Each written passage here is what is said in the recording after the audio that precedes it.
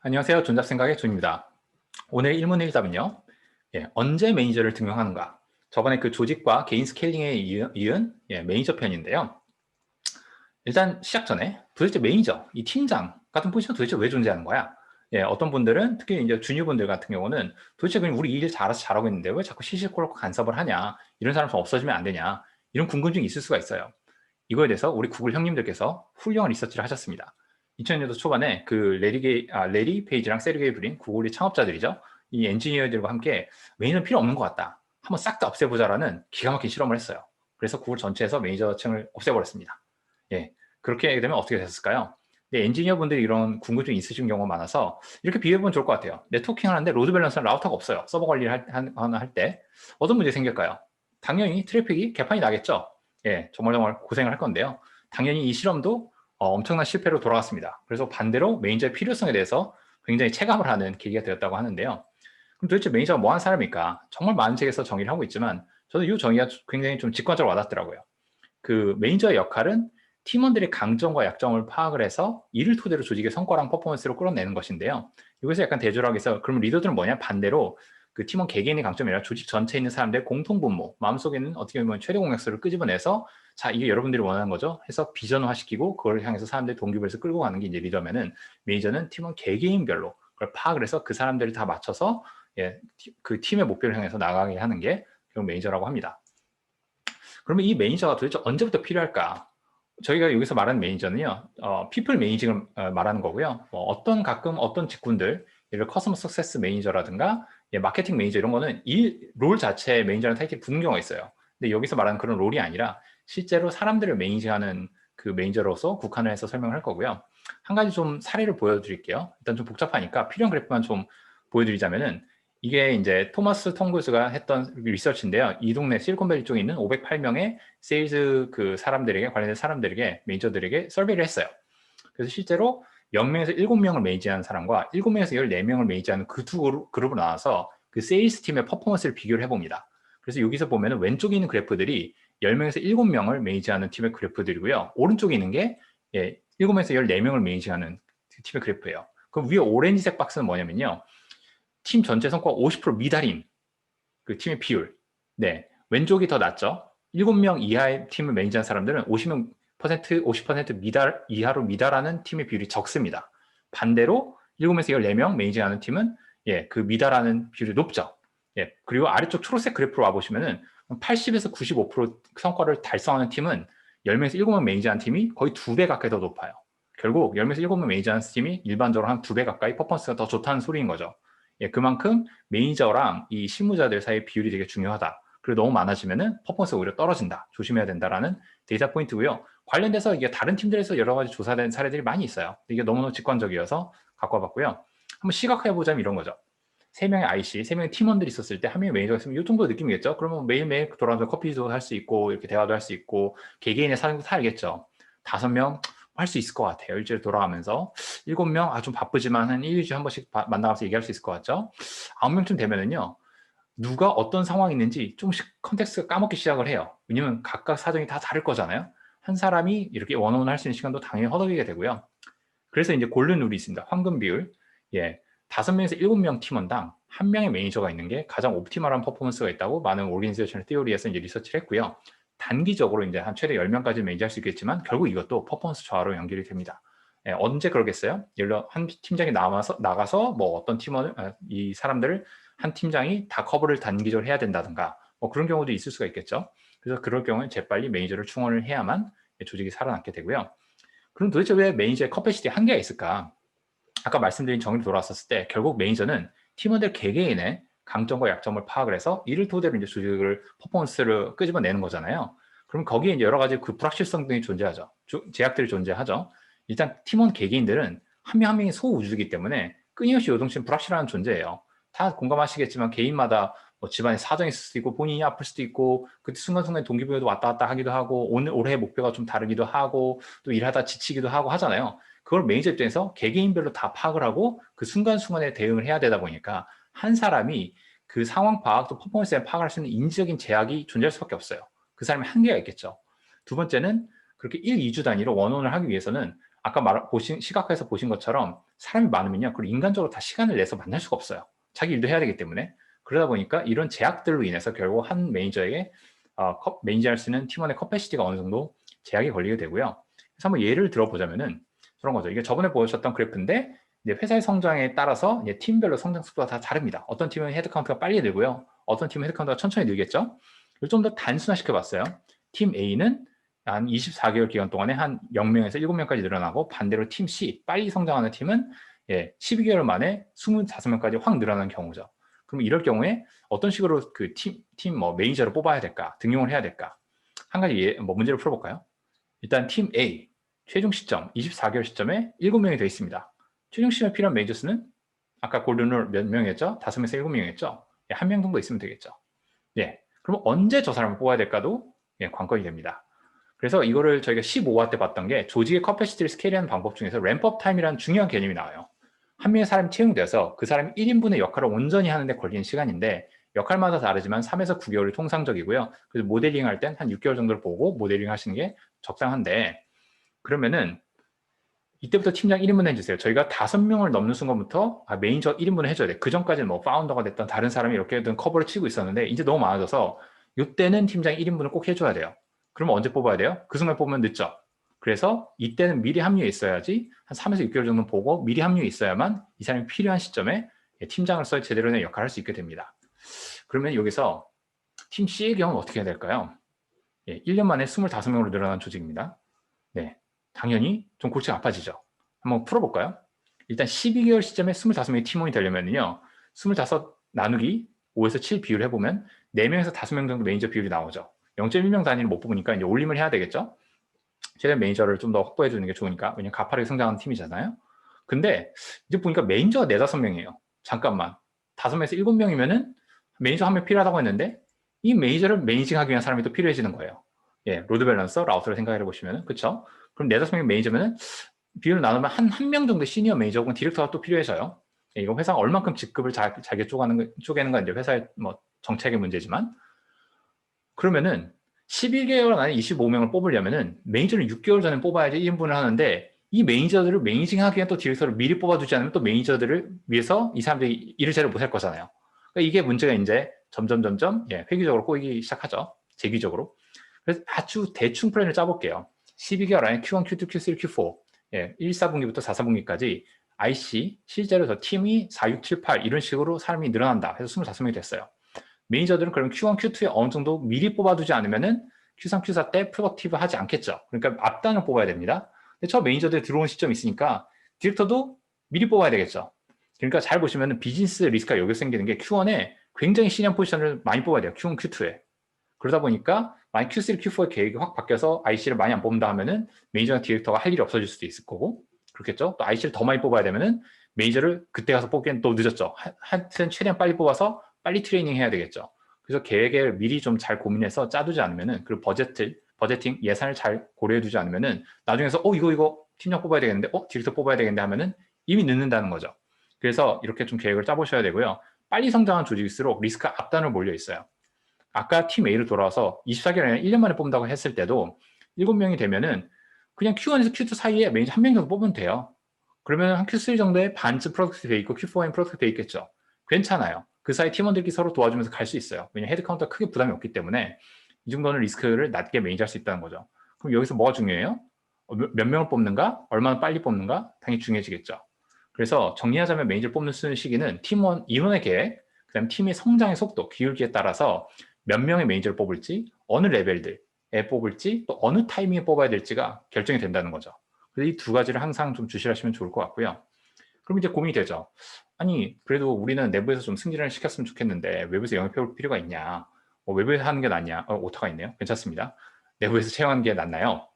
자, 다시 15화로 돌아가서 폴 그램 YC의 창립자분께서 말씀하시죠. 스타트업이 곧 성장이다. 성장이 곧 스타트업이다. 우리는 성장을 향해서 달려간 사람들입니다. 어떻게 해야 될까요? 여기서 두 가지 변수가 있어요. 1. 회사의 성장의 목표, 성장의 기울기, 또 인사 철학이 뭐가 되냐? 두 번째, 그러면 이거를 내부가 됐든 외부가 됐든 이 잠재 후보자의 기존의 역량, 또 성장의 기울기가 어떻게 되냐가 두 가지가 변수인데요. 좀 어렵잖아요. 그래서 다시 한번 같이 보시죠. 이번엔 팀과 개인의 이제 그래프를 갖고 와봤는데요. 팀별로 성장 속도가 또 다 차이가 납니다. 네. 그리고 개인별로도 성장 속도가 다 차이가 나겠죠. 그래서 다시 한번 모델 가져와 봤어요. 만약에 팀의 성장 속도에 필요한 개인의 역량이 잘 핏이 있다라고 가정을 해보면은 이거는 내부에 있으면은 그 사람 승진시키면 되고요. 승진 혹은 뭐 매니저로 롤을 바꾸면 되고요. 같은 레벨일 경우에. 만약에 없을 경우는 이게 필요한 사람을 뽑아오면 되겠죠. 네, 어려울 게 없습니다. 그리고 이때 잘 봐야 될 게 그때 18화에 나왔던 회사 생활하면 본인을 빠르게 성장시키는 방법에 나왔던 것처럼 우리에게 필요한 그 추상화 레이어, 디렉터 레벨의 경험을 해봤던가 그 관련된 스킬이 검증이 됐던가 하는 사람들을 데리고 와야 되겠죠. 그리고 아까 다시 팀 C 빨리 성장하는 회사 같은 경우는 매니징 레벨의 사람들 스펙 뽑고 디렉팅 레벨의 사람 스펙 뽑아서 그에 있는 사람들을 앞단에 다 몰아서 뽑아야 되는 거겠죠. 그래서 이 추상화 레벨에 대해서 어느 정도의 경험과 역량이 있는가에 대해서 잘 판단을 해보셔야 되고요. 다시 돌아와서 이게 좀 더 현실적인 경우가 많아요. 왜냐면 팀이나 조직이 항상 기하급수적으로 성장을 하고 개인들은 선행적으로 성장을 하니까요. 저번에 편에 보셨던 것처럼 이럴 경우는 어떻게 해야 되냐. 갭이 존재를 합니다. 팀에서 필요한 역량 대비. 그럼 이때부터 회사의 철학과 성장 속도에 대한 욕심, 일종의 목표가 중요해지는데요. 1. 우리는 성장 속도가 좀 더뎌도 돼. 사람들 챙기면서 가자. 네, 되게 훈훈하죠. 이럴 경우 어떻게 되겠어요? 결국은 팀의 커패시티, 포텐셜 대비 커패시티가 뒷받침이 안 되니까 사람으로 인한, 리더로 인한 커패시티가 보완이 안 되면요. 팀이 허리zon탈로 가기 시작을 해요. 왜냐면 팀이 더 이상 아웃풋을 못 내는 거예요. 왜냐면 매니저가 그 정도의 스케일을 운영을 안 해봤기 때문에 그렇게 돼서 조직이라든가 프로세스라든가 시스템 세팅을 안 해봤으면은 당연히 팀이 힘들어하기 시작을 하고 팀원들이 사기가 떨어질 수가 있어요. 왜냐면은 나머지 팀들이 가만히 있는 게 아니잖아요. 나머지 팀들이 빨리 성장하고 있어서 디맨드가 막 오고 있으면은 팀이 허덕이기 시작할 수밖에 없잖아요. 일이 늘어나니까. 근데 만약에 회사의 성장 속도가 전체적으로 느리면은 괜찮습니다. 이렇게 갈 수 있어요. 반대로 두 번째 철학, 조직의 성장 속도에 맞춰서 필요한 인재들을 적극 등용을 한다라는 관점이 있을 수가 있겠죠. 이럴 경우에 또 갭이 존재하잖아요. 팀은 이만큼 가야 되는데 이런 게 필요한데 현재 뭐 매니저나 구성원들은 이 정도 이제 커패시티가 있어요. 그러면 그에 맞는 그를 상회하는 외부 인사를 영입해야 되겠죠. 안 그러면은 또 금방 또 이 외부 영입 사람도 부족해질 거니까요. 그래서 좀 더 역량이 뛰어난 사람, 경험 있는 사람들을 모셔야 되는데 이럴 경우에 이제 좋은 점은 잘 됐을 경우에는 기존의 개인이 이 외부 영입된 사람의 플레이북을 보면서 가파르게 이제 섀도우잉 한다고 하는데 가파르게 좀 학습을 할 수 있게 되겠죠. 이게 잘 될 경우고요. 그래서 여기서 정말 중요한 게 기대 관리. 또 한 가지가 이 외부 영입된 사람이 충분히 잘하고 사람들에게 빨리 좀 존중을 얻어낼 수 있는 사람이 아니면은 오히려 사기 저하가 일어날 수 있죠. 그냥 기존에 이 사람이 저 사람 나랑 비슷하고 경력도 비슷한데 왜 저 사람이 내 위에 오지? 이렇게 생각할 수 있잖아요. 근데 만약에 저 사람이 충분히 이제 트랙 레코드 검증이 돼 있거나 어떤 모럴 오서리티라고 하는데 충분히 내부에서도 검증된 뭔가 경험이 있어서 이 사람을 올렸다든가 했었을 때는 사람들이 아 그래 저 정도면 뭐 배울 게 있겠다. 저 정도면 뭐 납득을 할 만하지. 그때는 이런 아름다운 시나리오가 되는 거죠. 그럼 개인도 더 빨리 성장할 수 있고요. 팀도 필요한 성과를 낼 수 있는 커패시티가 이제 생기게 되는 겁니다. 네, 드물게 개인의 포텐에 베팅하는 경우가 있어요. 이 사람은 충분히 검증이 안 되는데도 베팅하게 되는 경우가 있어요. 저 이 문구를 되게 좀 감명 깊게 봤었는데 능력 있는 사람에겐 자리를 주고 공을 세운 사람에겐 재물을 줘라. 가끔은 공을 세운 사람에게 자리를 주는 경우가 있는데요. 그거에 대해서는 좀 이따 설명을 하도록 하고요. 증명되지 않은 개인의 포텐셜을 베팅하는 경우가 있어요. 아까 말씀드린 대로 이제 개인의 성장 속도도 되게 중요하다고 했었잖아요. 만약에 이 사람의 개인 성장 속도가 너무 가팔라. 회사 내에서 누가 봐도 이 사람은 정말 똑똑하고 일도 잘하네. 정말 하는 것마다 성과를 쭉쭉쭉 잘 내. 그리고 이 사람의 전략적 사고 능력이나 프로액티브하게 먼저 선제적으로 이렇게 문제를 프로블럼을 아이덴티파이고 솔브하는 그런 영역들을 보니까 잘할 것 같아. 이럴 경우에 간혹가다 베팅할 수 있겠죠. 되게 드물지만 일어날 일도 일어날 수 있습니다. 네. 그러면 사람들이 이제 궁금해하잖아요.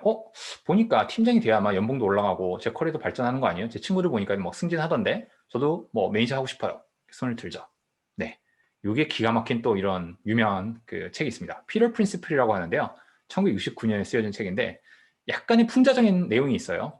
조직에서 모든 직원은 스스로 무능력해지는 레벨까지 올라간다는 거죠. 그 다음에 거기서 더 잘 못하고 내보내 퇴출되거나 거기에 이제 스톱된다는 건데 그 말이 즉슨 사람들은 잘하고 있어서 잘할 줄 알고 더 승진시켰다가 거기서 더 이상 무능해지는 수준까지 다 올라가야 된다는 거예요. 약간의 이제 뭐 풍자적인 내용이 있는데 여기서 이제 사람들이 왜 그러면 저런 고민을 하느냐 생각을 해보면요.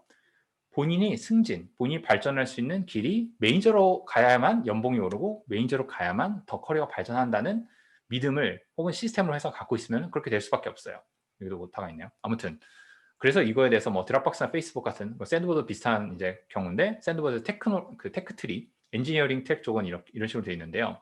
결국은 인디비주얼 컨트리뷰터들 개인으로 성장하는 거랑 매니저로 성장하는 트랙의 속도랑 보상이 완전히 똑같다면은 사람들이 그렇게 느끼지 않겠죠. 나는 팀장으로 가야만 연봉도 오르고 빨리 뭐 발전하고 하는 줄 알았는데 IC 트랙으로 가도 나 충분히 기여할 수 있고 회사에서 그것도 인정도 받고 보상도 똑같네? 그럼 나는 만드는 게 더 좋은데? 그럼 계속 만들지 뭐. 할 수가 있잖아요. 그래서 이런 그 커리어 트랙 또 레벨링 시스템, 보상 시스템의 설계가 굉장히 중요해질 수밖에 없고요. 근데 이게 되게 유니버설한 디자인보다는 최근에 실리콘밸리에서 이런 쪽으로 가는 회사들이 많아졌어요. 참고하시면 좋을 것 같고요. 그래서 매니저가 되시고 싶은 분들에게는 이 질문을 스스로 해보시면 좋아요. 여러분의 업무 시간의 절대 다수를 기니까 제가 한번 읽어드릴게요. 사람들의 이야기를 들어주고 동기부여하고 때로는 건설적인 피드백을 하고 그분들의 커리어도 고민해주고 제가 답답해서 막 뭔가 직접 해보고 싶은데 내 팀장이라서 근데 이거 내가 직접 하면 안 돼. 왜냐면 팀원들이 그거 제가 해야 되는 거 아니에요? 왜 마이크로 매니징 하세요? 왜 팀장님 왜 그거 하세요? 할 수 있잖아요. 그래서 결국 다른 사람들 설득해서 읍소와서 일을 진행하고 이것저것 불평불만 들어주고 일을 공감하고 달래주고 또 매주 돌아오면서 사람들과 원어원 하면서 일을 또 잘 기록해뒀다가 나중에 팔로우업 해주고 피드백 해주고 또 아시죠? 주기적으로 뭐 월 단위, 분기별 또 연 단위로 또 피드백 해드려야 되잖아요. 상세하게. 이걸 하는데 보람을 느껴야 돼요. 이게 너무너무 좋고 여기서 막 희열을 느끼냐 안 느끼냐가 되게 중요한 질문인 것 같아요. 이걸 단순히 내가 보상을 많이 받는 커리어를 생각을 하면요. 굉장히 우울한 나날을 보내시게 될 거기 때문에 만약에 이게 예스다. 네. 그럼 이제 레비톨, 매트릭스로 들어가게 되겠죠. 이거에 대해서 또 그래서 구글이 또 좋은 리서치를 했습니다. 2008년에 프로젝트 옥시즌이라고 해서 에이시안의 10 퀄리티인데 업그레이드가 됐어요. 원래 8이었다가 10으로 늘어났습니다. 예, 저도 베스트 매니저인데 훌륭한 매니저들의 자질은 무엇일까? 제가 번역을 해봤습니다. 최고 매니저들의 10가지 덕목. 매니저들 이런 거를 해야 된다고 해요. 1. 좋은 코치예요. 네, 뭐 직관적이죠. 이 팀에게 권한을 부여하고 마이크로 매니징 하잖아요. 내가 일을 대신하려고 하는 게 아니라 팀원들의 코칭과 간접적인 영향을 통해서 이 사람들이 일을 잘할 수 있도록 도와줘야 돼요. 3. 포용력 있는 팀 환경을 조성하고 그러니까 서로 다 다른 사람들이 일을 해도 몰입이 될 수 있게 해주고 팀원들 개개인의 성공과 그 사람들 개인적인 안녕에 관심을 가져야 돼요. 그래서 내 성과만 내는 게 중요한 게 아니라 이 사람들 개개인에 그만큼 관심을 둬야 된다는 거고요. 네 번째, 생산적이고 성과지향적이어야 되겠죠. 당연히. 굉장히 뭐 토론, 정치와 이런 게 아니라 실제로 getting 해야 된다는 거죠. 5번째, 좋은 커뮤니케이터여야 되겠죠. 당연하겠죠. 경청하고 또 사람들에게 최대한 정보 공유 잘하고 깜빡하고 정보 전달 안 하고 이러면 안 되고요. 최대한 많이 잘 정보의 플로우를 퍼실리테이트 할 수 있는 아까 말했던 로드 밸런스나 라우터 같은 역할을 잘해야 되고요. 6. 커리어 개발을 지원하고 그 사람들 개개인의 커리어 개발이 잘 되도록 코칭해주면서 또 그 사람들의 때로는 컨스트럭티브 피드백이라고 하죠. 건설적인 피드백, 퍼포먼스를 이렇게 피드백을 해줄 수 있어야 된다는 거죠. 7번째, 팀에 대한 명확한 비전과 팀 자체의 이제 또 전략, 회사 안에서 어떻게 하면은 팀이 더 잘 기여를 할 수 있을까? 회사 전체적인 전략과도 잘 온라인시킬 수 있을까? 8번째, 팀에 적절한 조언을 하기 위해서 또 실제로 실무를 알아야 돼요. 모르면 안 돼요. 그래야지 리스펙트를 받을 수가 있으니까. 근데 잘 보세요. 이게 8번째예요. 1번이 아니라. 좀 재밌죠? 9번. 이건 구글의 사례긴 한데 이제 회사 전반적으로 다른 부서랑도 협업을 되게 잘 할 수 있어야 돼요. 그러니까 협업 능력이 되게 뛰어나야 된다는 거고요. 10번째, 어렵더라도 강한 의사결정을 할 수 있어야 되는 사람이어야 됩니다. 너무 어렵죠? 이게 아시다시피 구글은 감성적으로 한 게 아니라 많은 사람들의 서베이를 해서 데이터를 다 크런칭해서 이거에 대해서 통계적으로 분석을 해서 유효하다고 하는 것들을 조사해 온 거니까요. 좀 궁금하신 분들은 구글에서 관련해서 쓴 책도 있고요. 웹사이트도 있으니까 가서 보시면 될 것 같습니다. 원문이 궁금하신 분들을 위해서 다음 페이지에 제가 원문도 올려놨고요. 아무튼 이렇게 되면은 훌륭한 매니저가 되는 거겠죠. 그래서 오늘 좀 간단하게 언제 어떻게 매니저를 하이링하고 언제 또 내부에서 올리는지 뭐 외부에서 영입을 해야 되는지 또 좋은 매니저는 어떤 것들을 봐야 되는가에 대해서 좀 간단히 살펴보았습니다. 도움이 되셨길 바라고요. 안 그러셔서 너무 힘들었으니까요. 좋아요와 구독 부탁드릴게요. 그리고 공유도 좀 부탁드려요. 감사합니다.